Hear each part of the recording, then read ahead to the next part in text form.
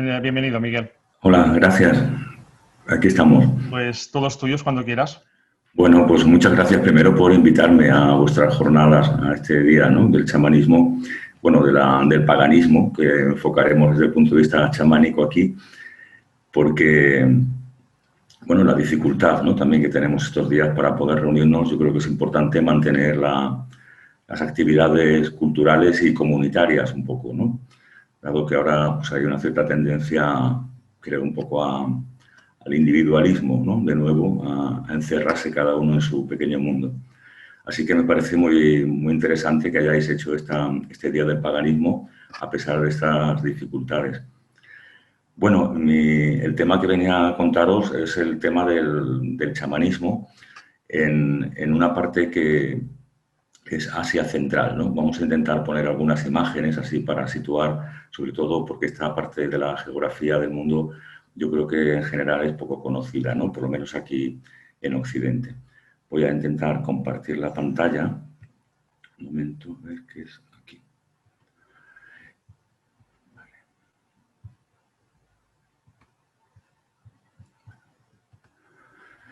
Pues eso, vamos a hablar del chamanismo en esta parte del mundo que si lo miramos en un mapa así político, pues aparece como, bueno, prácticamente todo, esto que se llama Rusia, ¿no?, en general, y también un poco China y algún país ahora más reciente, como el Kazajistán, reciente en la historia, ¿no?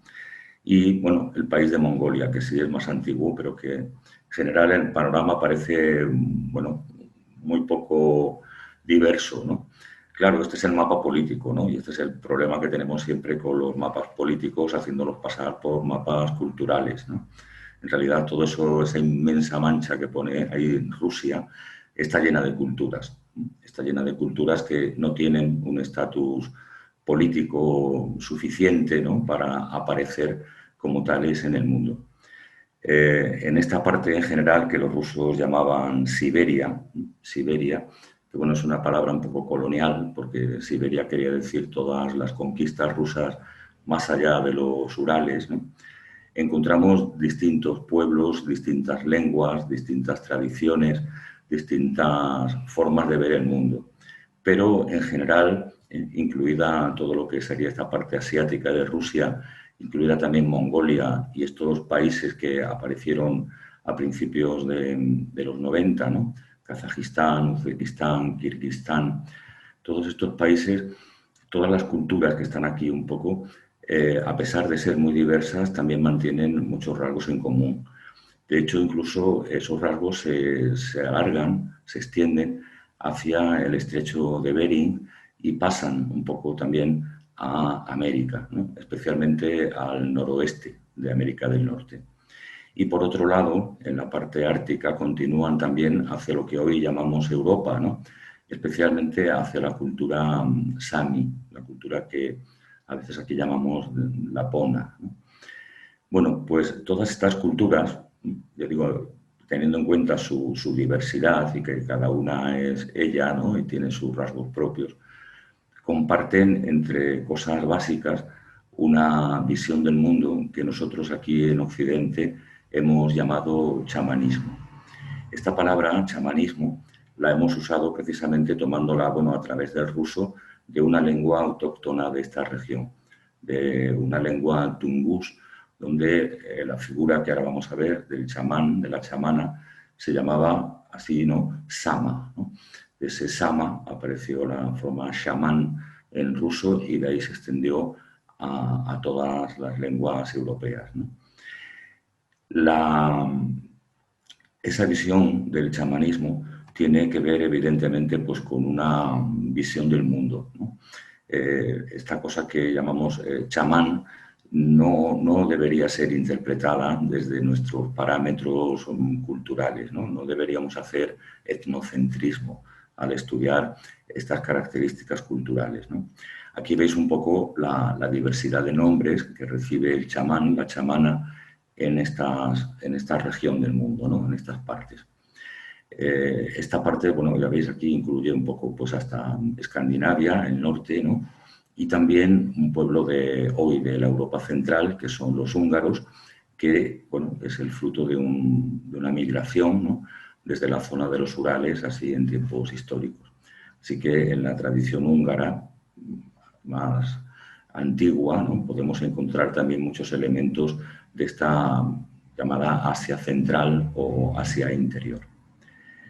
Y ya digo que, bueno, yo creo que el principal problema para estudiar estas cosas, el chamanismo o cualquier otra cosa de estas culturas y de otras culturas que no son la cultura occidental, es el peligro del etnocentrismo, es decir, de analizar las cosas de esa realidad en nuestras propias claves, ¿no? Claro, analizar un tema como el chamanismo desde Occidente, los dos riesgos más importantes son pues dos elementos básicos de nuestra visión espiritual del mundo, que en el fondo ha sido condicionada, marcada profundamente por el cristianismo, ¿no?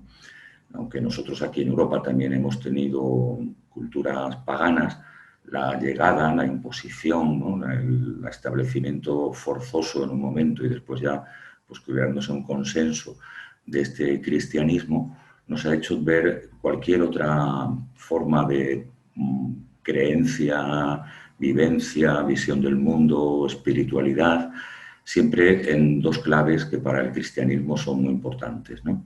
La primera es la figura del sacerdote. Tenemos la tendencia a imaginar que en otras partes del mundo pues habrá siempre alguna forma de personas, ¿no?, que se forman y de alguna manera se aíslan de la comunidad para crear un tipo de, bueno, de un discurso, ¿no?, que al fin y al cabo pues acabaría imponiéndose en esa comunidad. Pero ese sacerdote estaría formando parte de una, bueno, de un gremio, ¿no?, de un grupo cerrado de personas que se educarían entre ellas, ¿no?, y siempre formarían un corpus, una especie de sector, ¿no?, dentro de la sociedad, de alguna manera al margen. Es importante esto porque es una idea falsa que no podemos extrapolar, sino podemos llevarla a estos rincones del mundo. Los chamanes, las chamanas, no son gente aparte, son gente vinculada directamente a su población, a su cultura, a su comunidad, a lo que aquí llamaríamos su tribu, ¿no? Siempre están vinculados a ellas, no son una gente aparte, son gente normal y corriente en el sentido democrático, ¿no?, que adoptan esta función. Pero esta función para nada se ve como una función de maestros de la vida en todos los sentidos, ¿no?, o organizadores, ¿no?, un poco de una ética colectiva y tal. Hay una ética colectiva, pero procede de la propia gente, procede de la propia sociedad. El chamán, en el fondo, lo que hace es adoptar la ética, la moral, todo eso de la propia sociedad en la que está y no la condiciona, no es el que lo va escribiendo, ¿no?, o va diciendo que es correcto o que no es correcto a la hora de comportarse. También hay otro elemento muy importante que es la propia estructura, ¿no?, del cristianismo como iglesia. El chamanismo no es una iglesia, no tiene nada que ver con una iglesia. No hay una estructura jerárquica, no hay cargos, no hay figuras de obispos y arzobispos y papas y cardenales. No hay ningún tipo de estructura. El chamanismo surge como fruto de la sociedad y funciona vinculado a la sociedad y, por lo tanto, vinculado a cada tribu, a cada sociedad, de una manera muy, podemos decir así con el lenguaje moderno, muy autogestionaria, ¿no?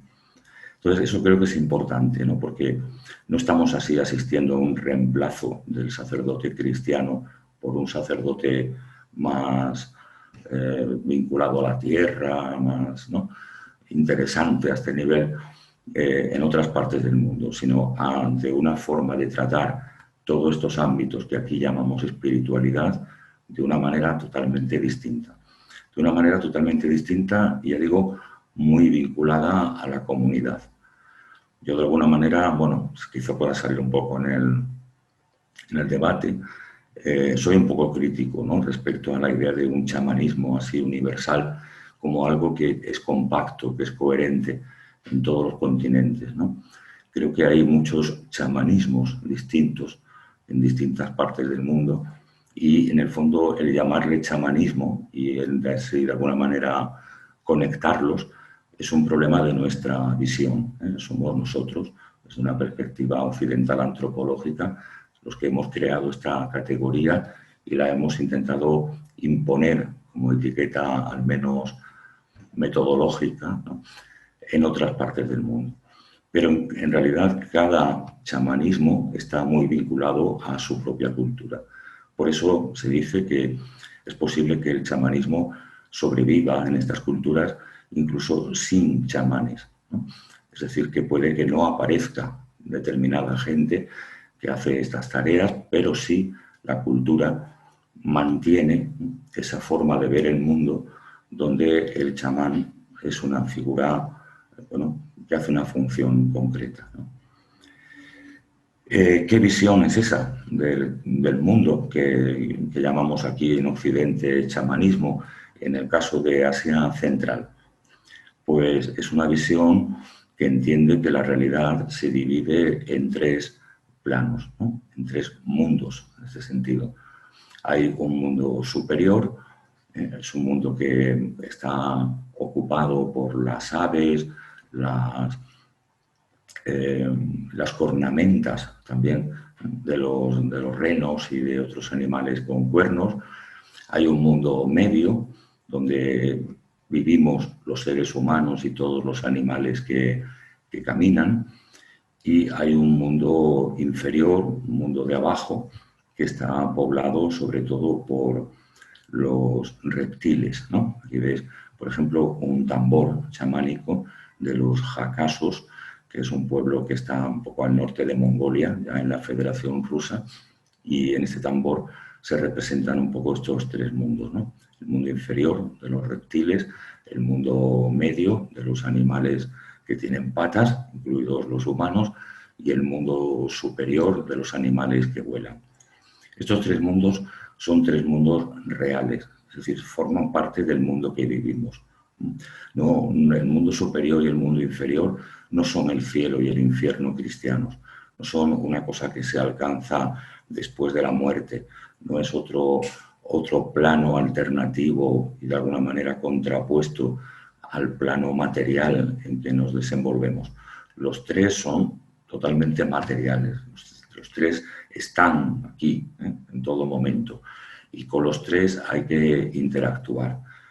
Para estas culturas, el éxito en general en el desenvolverse de la vida consiste en poder conectar, ¿no?, en un momento y en un lugar con los tres mundos que están presentes en él. Esa sería un poco la necesidad, ¿no?, que da paso entonces a la figura del chamán. Aquí veis, por ejemplo, una representación, bueno, una estatuilla de los Xiongnu, de los que hemos llamado los unos de Atila, aquellos, ¿no?, de los libros de historia, y veis, pues eso, ¿no?, la representación de la cornamenta de un animal, ¿no?, que a la vez pues parece como pájaros, ¿no?, tiene como picos y tal, porque este es el mundo superior, ¿no? Es una representación en sí misma del mundo superior. Y el animal como tal se encuentra en el mundo medio. Y después habría el mundo inferior, ¿no? Esto se representa de muchas maneras, mediante árboles, mediante imágenes y todo eso. El trabajo del chamán, de la chamana, es, bueno, a través de una serie de signos biológicos, signos psicológicos que se manifiestan ya de manera muy temprana en la infancia. Estas personas demuestran que pueden conectar esos mundos y los pueden conectar, bueno, viajando a ellos, ¿no?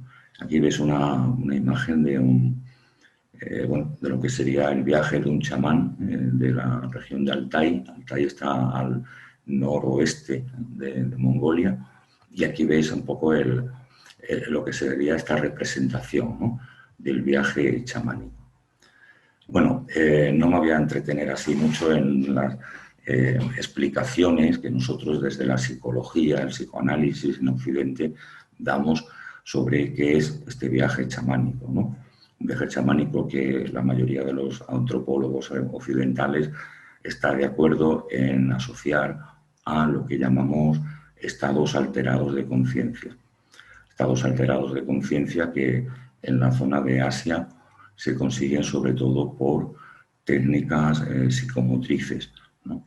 Por ejemplo, la excitación que produce el tocar rítmicamente un instrumento de percusión.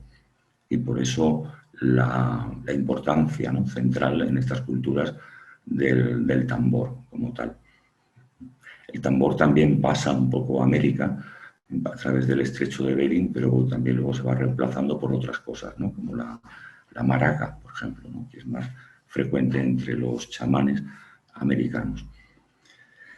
Bueno, en el viaje del chamán, de la chamana a estos mundos, para resolver, para ponerlos de acuerdo, ¿no?, para que se plieguen un poco a la voluntad de la comunidad o de los miembros de la comunidad, con quién dialoga, ¿no?, cómo resuelve en cada mundo cuando llega, qué hace al llegar allí, en el fondo. Bueno, lo que hace es comunicar con una serie de figuras que nosotros también desde Europa hemos llamado así genéricamente espíritus, ¿no? Los otros mundos, el superior, el inferior, pero también el mundo medio que habitamos, están llenos de unos seres que genéricamente, ¿no?, se llaman así, espíritus. En cada lengua tiene un nombre.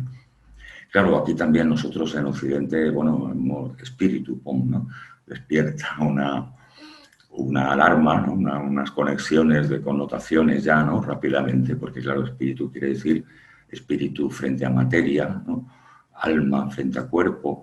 Es decir, es en nuestra visión occidental, neoplatónica, cristiana, tenemos muy clara esa dualidad siempre entre el mundo de las ideas y el mundo de la materia, ¿no?, entre el mundo espiritual, el mundo material, entre el alma sublime, ¿no?, y el cuerpo bajo y todo ese tipo de cosas.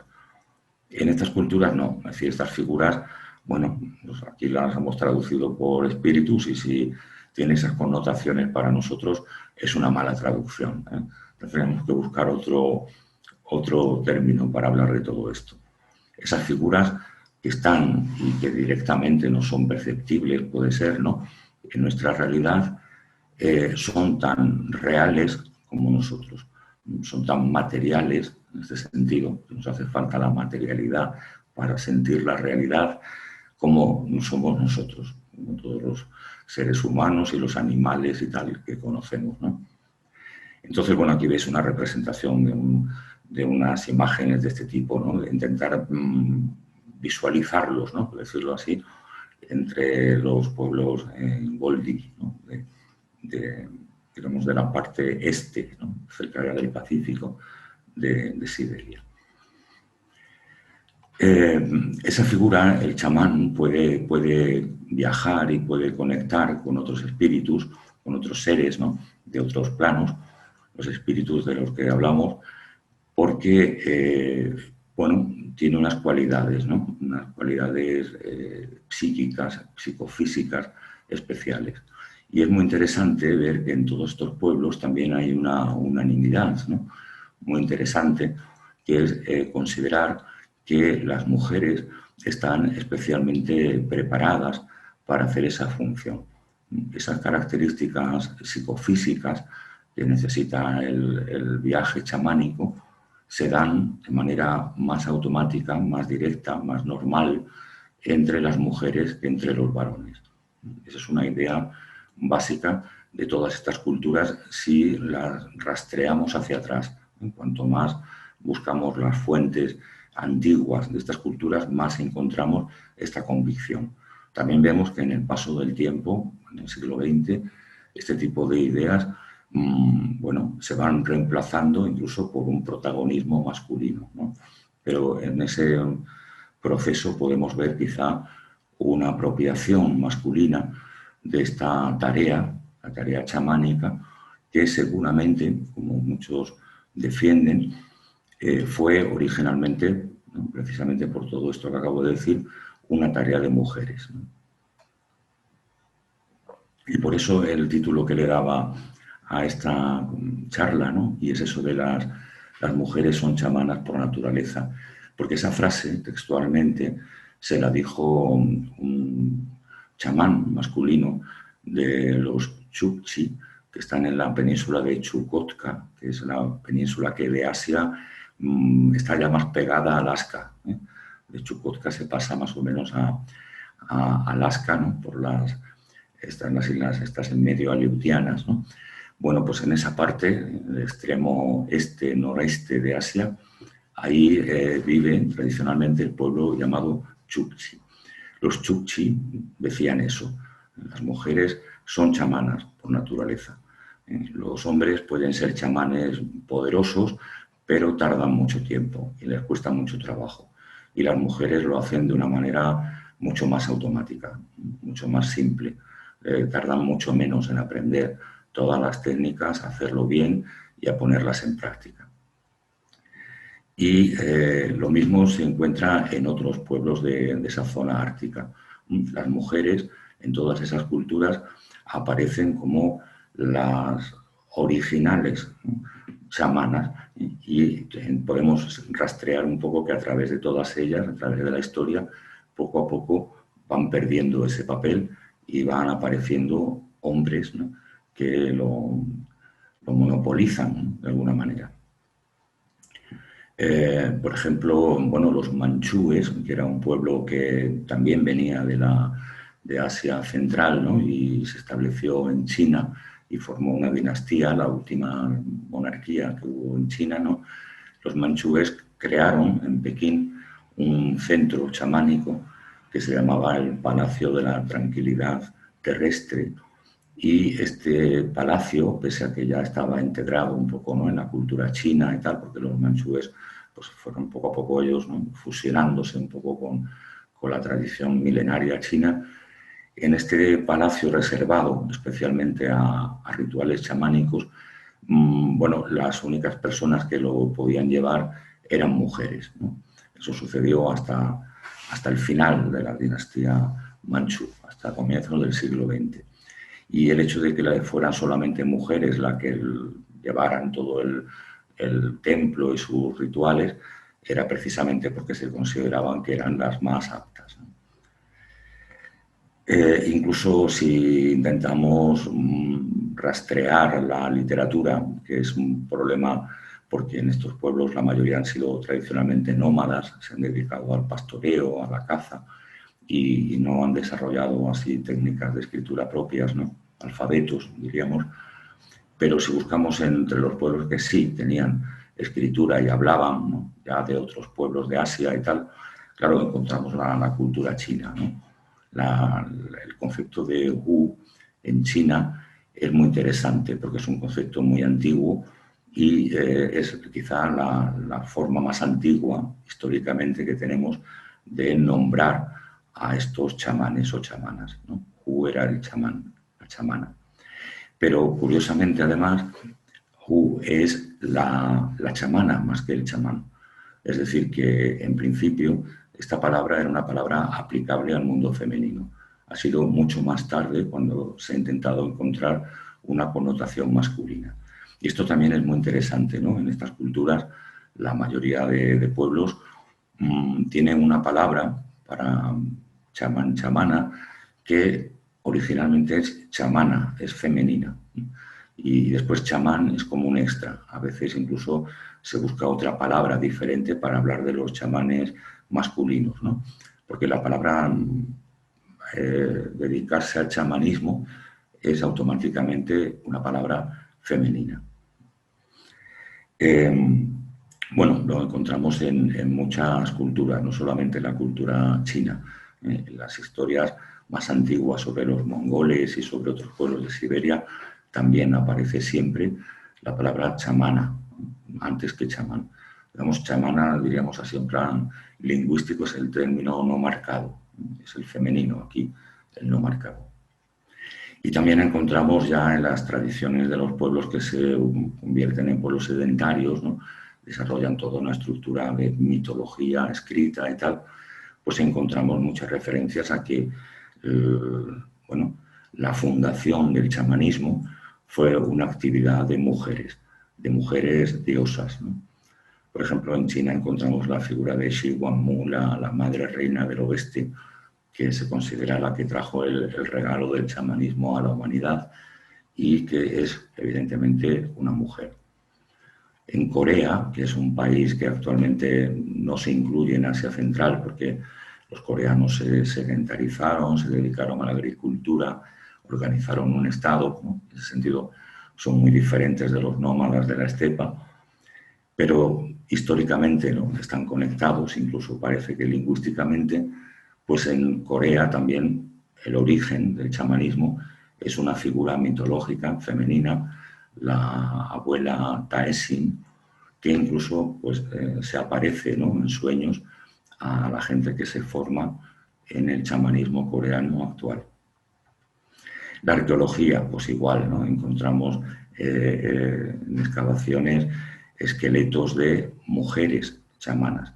Sabemos que son chamanas porque las partes de la ropa tradicional chamánica, que la mayoría son, bueno, son cosas orgánicas, ¿no?, y por lo tanto se han deshecho, ¿no?, en el paso del tiempo. Las partes más sólidas, ¿no?, por ejemplo metálicas, pues se han encontrado, ¿no?, en estas tumbas, y así podemos ver que eran, también por la estructura ósea, eran mujeres y además se dedicaban al chamanismo. Estos son los vestigios más antiguos, ¿no?, materiales de chamanes en esta parte del mundo. Es decir, son vestigios en realidad de chamanas. ¿Y por qué? ¿Por qué esta cosa de las mujeres aquí como fundadoras del chamanismo y además como aceptadas como chamanas por naturaleza? Bueno, fundamentalmente porque, ¿no?, es verdad, ¿no?, en este sentido. Es decir, es muy posible, ¿no?, evidentemente, y yo soy partidario incluso, ¿no?, de esta idea, ¿no?, de que las mujeres están preparadas para estas cosas mucho mejor que los hombres. Y además por una razón, que es lo que un poco quería centrarme con esta charla, porque como, bueno, tratamos del tema del sexo en este día de paganismo, pues enfocarlo también hacia esto, ¿no? Los seres de otros mundos y los seres que no vemos en este mundo, eso que genéricamente llamamos espíritus, en Asia Central son, ya digo, completamente reales, son completamente materiales para esas culturas, ¿no?, para la forma que tienen de ver el mundo estas culturas. Entonces, estos seres, al ser materiales, no son los ángeles estos del judeocristianismo, ¿no?, que no tienen sexo y tal. Estos seres son seres completos, tienen ojos, hablan, piensan, cogen cosas, ¿no?, y también tienen, pues, sexo, ¿no? Y entonces se entiende que en el contacto con esos seres espirituales, siguiendo el término, pues hay un contacto también, ¿no?, sexual, hay una sexualidad en ese contacto. En el mundo chamánico de Asia Central tradicional se entiende que los chamanes llegan a acuerdos con esos seres y en muchos casos esos acuerdos implican unirse sexualmente a esos seres. Incluso en algunas regiones como Buriatia, al norte de Mongolia, alrededor del lago Baikal, es una tradición que los chamanes y las chamanas celebran bodas, ¿no?, con los espíritus de los lugares. El espíritu, por ejemplo, del lugar donde una tribu va a cazar, pues llega un momento en que el chamán, la chamana, se casa con el espíritu de ese lugar. Entonces se ha dicho, interpretado un poco también siempre desde nuestra occidentalidad, ¿no?, que en realidad, bueno, ahí hay una diferencia, ¿no?, cultural en el patriarcado entre hombres y mujeres. Evidentemente estas sociedades son sociedades patriarcales también, ¿eh?, aunque las mujeres no lleguen a lo mejor al grado de, bueno, marginación y quedarse en el ámbito privado que tenemos aquí en la cultura occidental, ¿no? Pero son sociedades fundamentalmente patriarcales y por lo tanto para los hombres es más difícil conectar, ¿no?, con un mundo femenino, con una sexualidad femenina, que en el fondo sería, ¿no?, si entendemos todo esto como un viaje psíquico, ¿no?, también de los estados alterados de conciencia, sería un encuentro con la propia parte femenina, ¿no? Podemos decir así que el chamán no se volatiliza, el chamán está presente durante todo el ritual, pero está viajando al mismo tiempo a otros mundos, ¿no? Entonces, evidentemente, ese es un viaje interior, decirlo así, entre comillas, y dejarlo, ¿no?, de esta manera interior. Posiblemente el interior conecta con muchas cosas, ¿no? El interior puede ser la puerta quizá a otros mundos, pero es a través del interior. Entonces, bueno, está claro que los chamanes conectan con partes que hoy llamaríamos inconscientes de ellos mismos, ¿no? Y entonces el hecho de poder unirse a una parte femenina parece ser, ¿no?, tradicionalmente se ha interpretado así, para los hombres era mucho más complicado. Es decir, era mucho más complicado para los varones aceptar su parte femenina, entenderse con ella, que para las mujeres aceptar su parte masculina y entenderse con ella, ¿no? Entonces, en ese sentido, para los hombres eso comportaba el reconocer su parte femenina, una crisis muy fuerte de su masculinidad. Y hay un fenómeno muy interesante, y es que en estas culturas, pues los hombres que se dedican al chamanismo, a pesar de haber, ¿no?, usurpado de alguna manera esta tarea tradicionalmente femenina, mantienen muchos elementos femeninos exteriores. Por ejemplo, pues se peinan como se peinan las mujeres, se visten con ropa de mujer, hacen una serie de cosas, ¿no?, que están asociadas a las mujeres. Por ejemplo, las tiendas, las yurtas de estos pueblos tienen una parte masculina y una parte femenina. Es decir, los hombres y las mujeres se sientan en lugares distintos dentro de la yurta. Y los chamanes, bueno, pueden ir a la parte femenina de la yurta. Yo digo, a pesar de todo esto, ¿no?, el viaje interior sería mucho más profundo, tocaría más a fondo todavía la parte femenina, ¿no?, del chamán, y por eso, en principio, los chamanes se encontrarían con ese problema, ¿no?, que para las mujeres es mucho más fácil, ¿no?, para las chamanas. Es decir, acceder a su otra parte, ¿no?, en el sentido de género, que estaría en su propia identidad, ¿no?, y que podría manifestarse en su inconsciente. Curiosamente, esto aparece ya en la obra, por ejemplo, de Carl Jung, ¿no? En su estudio sobre el inconsciente colectivo, Jung habla del ánimos y del ánima como unas personificaciones en el inconsciente que precisamente cada sexo tendría del sexo contrario, ¿no? Es decir, los hombres conectaríamos en nuestro inconsciente con una ánima, el femenino, y las mujeres con un ánimos, ¿no? Bueno, toda esta teoría de Jung un poco podría también conectarse, ¿no?, con una lectura nuestra, moderna, occidental, de lo que los chamanes, las chamanas, han estado experimentando posiblemente durante miles de años en Asia interior, en Asia central. La relación con los espíritus, con todo este mundo, ¿no?, que podemos decir así, que está, bueno, no es visible para el común de los mortales, pero sí, en determinadas condiciones, los mortales podemos acceder a ellos. Esta conexión general con ese mundo tiene muchas implicaciones para la persona que se dedica al chamanismo y también para la comunidad. El chamán, la chamana, al hacer estos viajes, de alguna manera también se vincula a estos seres. Estos seres empiezan a afectar su vida, empiezan a, bueno, llevarle, ¿no?, de alguna manera llevarla por determinados derroteros en su propia existencia. Los chamanes y las chamanas acaban bueno, viviendo en un doble mundo, de alguna manera, también incluso en momentos en que no están directamente realizando este trance, ¿no? Este estado alterado de conciencia. Y bueno, hay muchos aspectos más, ¿no? Que, pues, quizás si queréis podemos tratar así puntualmente ahora en las preguntas si tenéis. Pero en principio esta es la idea fundamental, ¿no? El chamanismo es una cosa de los dos géneros, pero fundamentalmente las mujeres han sido las chamanas tradicionales en esta parte del mundo. ¿Por qué? Pues fundamentalmente porque las mujeres podían conectar sin tantos problemas de identidad, de trastocarse su identidad social, al entrar en contacto con seres de otras realidades.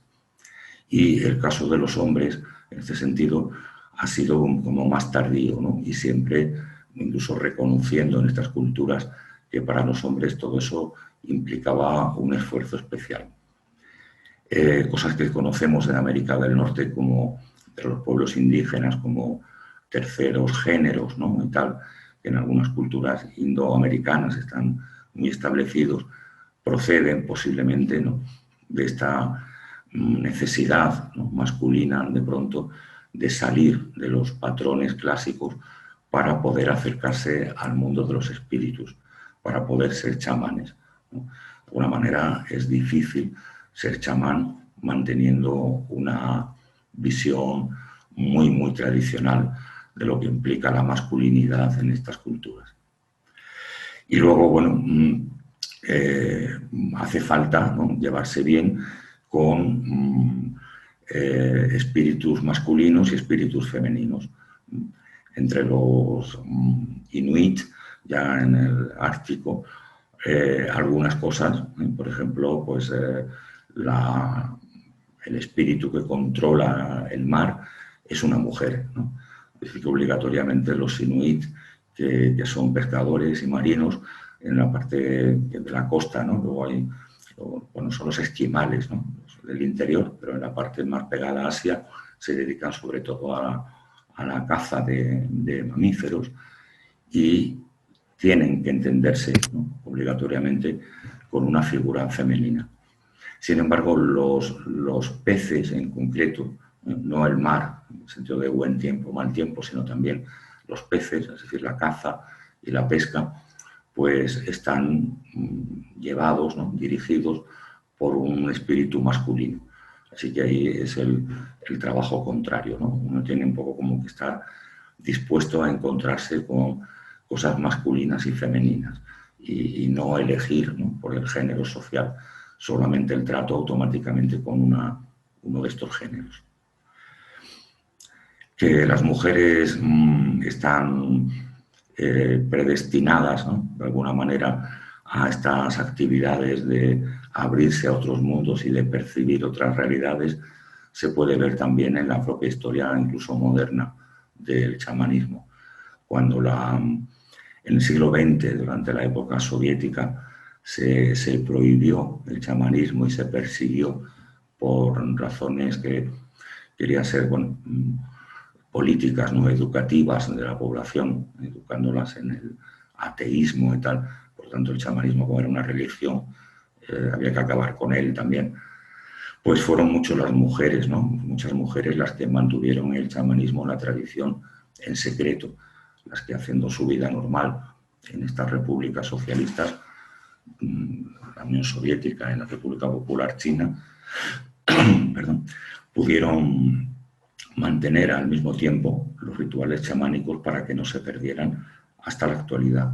Así que hoy hay chamanes y chamanas, pero en las épocas difíciles, incluso, ¿no?, de represión, cuando había que irse a lugares apartados para hacer los rituales, solamente estaban mayoritariamente, por lo menos, las mujeres.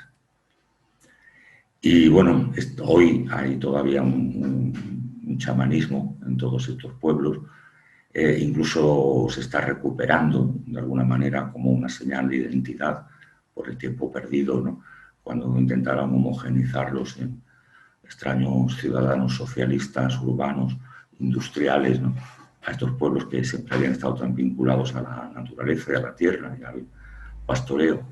Pero hoy, evidentemente, el chamanismo pues, también se ha visto influido por la presión, un poco, ¿no?, de la llamada, en general, globalización. Pero bueno, esto es otro tema que ya podemos tratar, si queréis, en las preguntas. Las diferencias entre el chamanismo de hoy y el tradicional, que es un poco el tradicional el que he intentado explicaros aquí. Bueno, pues nada más. Entonces, si os parece, quito ya la pantalla. Se quita.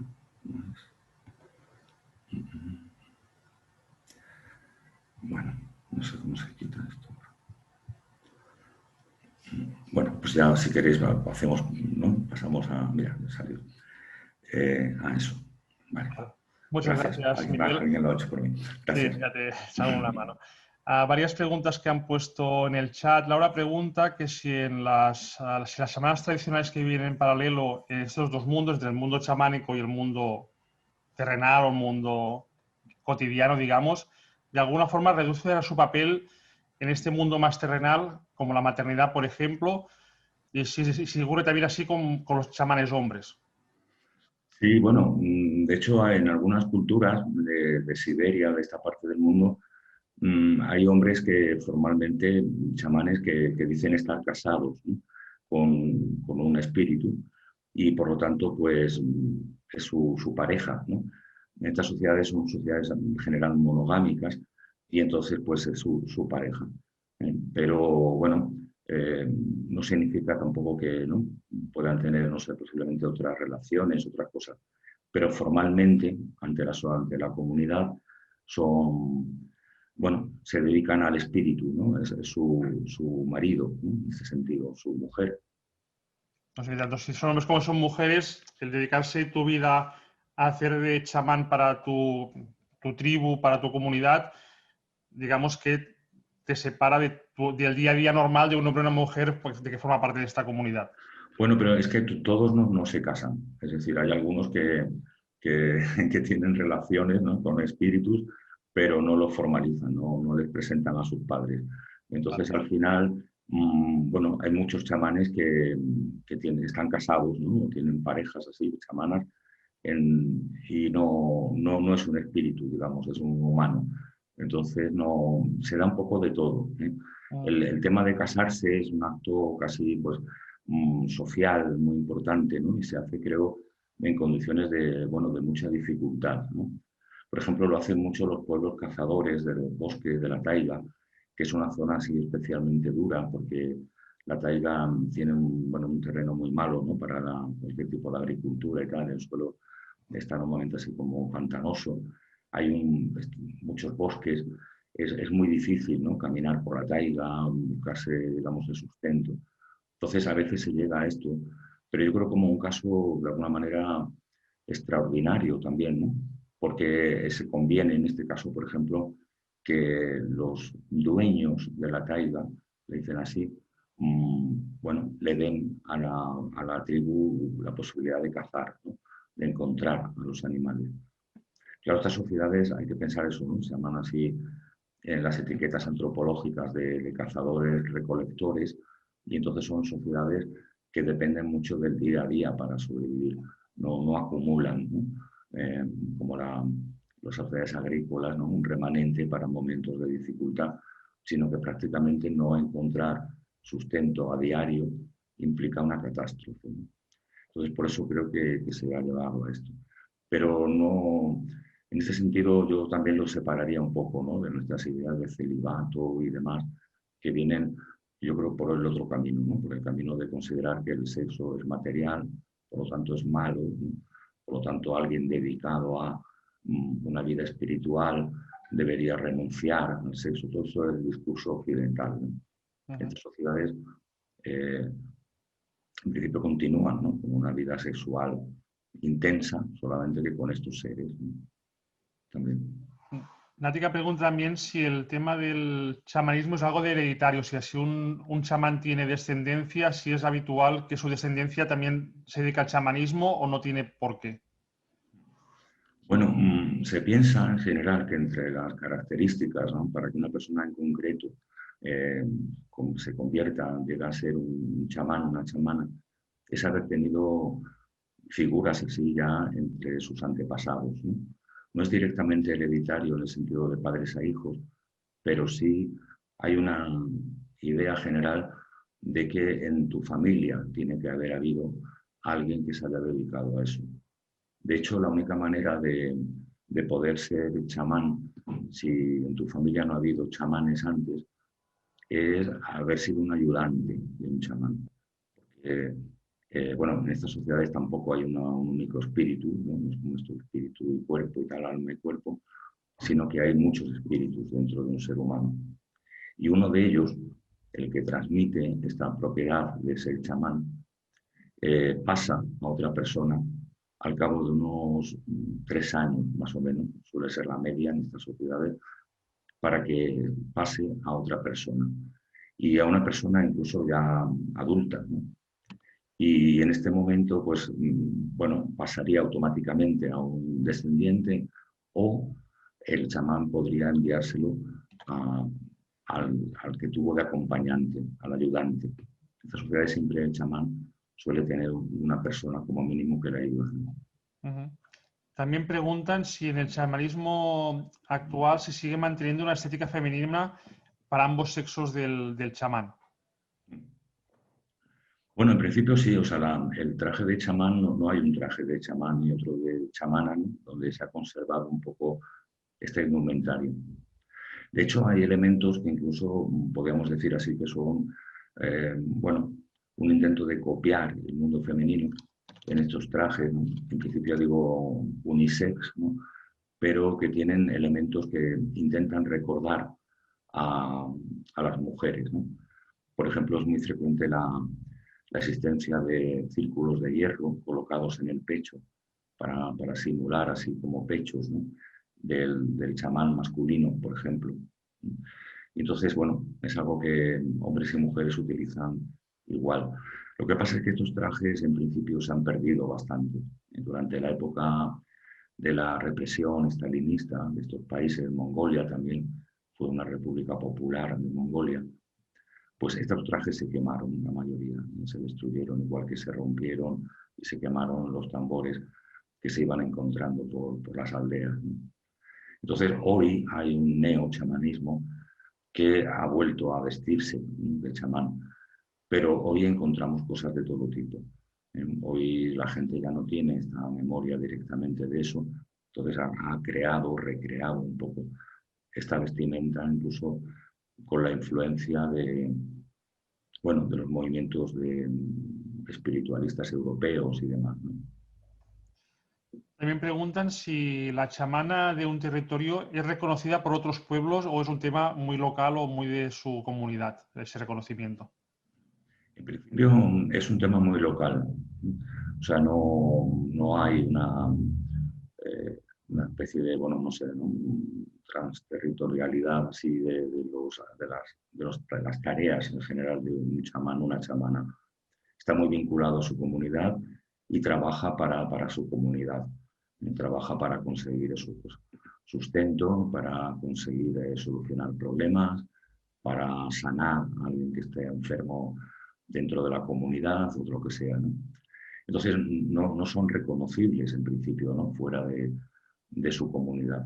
Es la comunidad la que lo avala, la que lo ha nombrado de alguna manera y la única que lo entiende. Pero eso no significa que haya un chamán por comunidad. Puede haber varios, puede haber diferentes figuras. Así que los chamanes están en contacto entre sí también. Luego, por otro lado, hoy, modernamente, en el neochamanismo, sí hay una cosa bastante extraña, ¿no?, bastante moderna, donde tiene mucho que ver el turismo también, la influencia de un cierto turismo no sé, étnico, ¿no?, que aparece por ahí.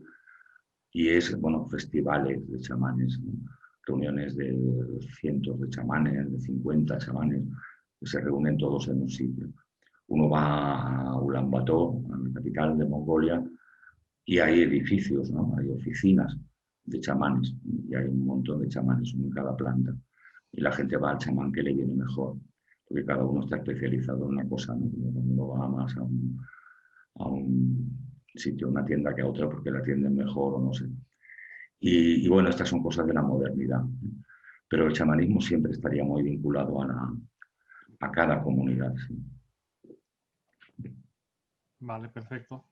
A ver si hay alguna pregunta más.